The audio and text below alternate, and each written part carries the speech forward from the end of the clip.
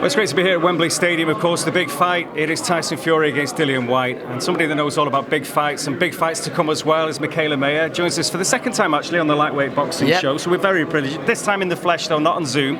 So good to see you here. Thank you. Firstly, give us your insight to this event, because you've seen Wembley Stadium, you know how many people are going to be here, and you've seen the press conference now with the two big men. What are your thoughts?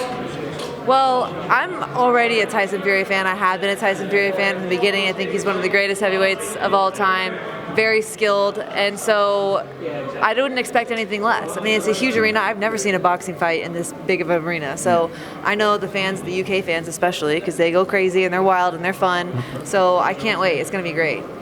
Obviously, Mikaela, I was working with you Saturday night for the boxing tournament, and you've been over to the UK shows before. We spoke about it a little bit off camera, but it's definitely on your bucket list to fight over here, right? Yeah? Definitely. I definitely want to fight over here. I'd be stupid not to. The fans here are so great. You guys are embracing women's boxing so much, and so I want a piece of that. I want to come and have fun with the fans. Yeah. Is that what it is, more than, I suppose, the prestige or the money or the titles? It's the fans that seem to be what all the American fighters are talking about over here in the UK now. Well, that's what I think leads to the big moments, right? So everyone wants to sit around, like take me versus Alycia Baumgardner, for example.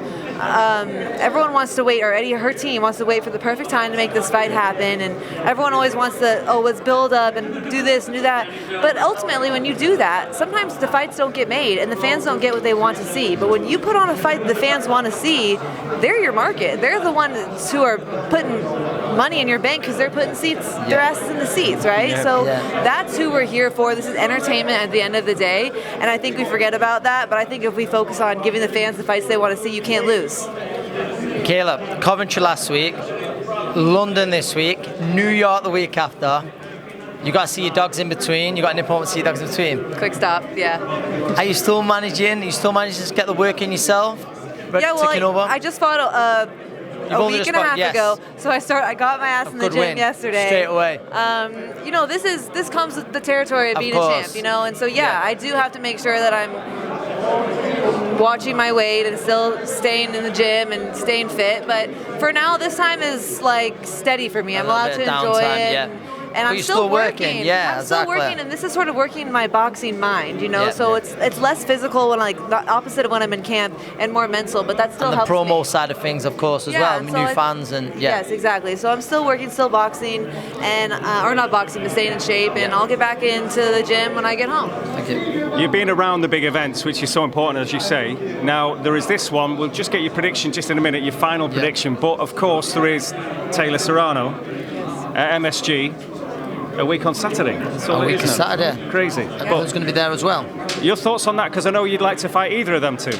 I would. I want the biggest fights I can possibly get, and I think I've worked my way up. I'm number 4 pound for pound, right below Clarissa, Taylor and Serrano. So I think I'm worthy of that fight. I put myself in position. I've proven myself, especially my last fight against Hamadouche. And so if the champs at 130 aren't going to give me that fight and don't want the opportunity, then I'm going to go challenge the champs in other divisions, and I could go up to 140. Mikaela, finally, you can make the rest of 2022 pans out perfectly for Mikaela Mayer. Give us the 2 fights. 2 fights? Okay, well, Baumgardner stops making excuses, fights me in the summer. And then it's a great fight. If I can get Choi to go undisputed, if not, go up and challenge the winner of Taylor versus Serrano. This would be ideal. Also would love to fight Delphine Pursoon in the meantime. Like I said, I want the big fights, and so I'm not going to sit around at 130 just fighting casual people. I'm going to go where I'm appreciated. The big fights are. Just a very final one then, your absolute prediction. What happens, Fury-Whyte? I'm a little biased. I've been a Tyson Fury fan for a long time, but I just don't think that Dillian Whyte has the skills to beat Tyson at this time. I think especially coming off that trilogy with Wilder, he's upped so many levels and he's gained so much experience, and so I think we're going to see the best Tyson we've seen, and I'm definitely thinking that he's going to knock Dillian out probably round 6-7.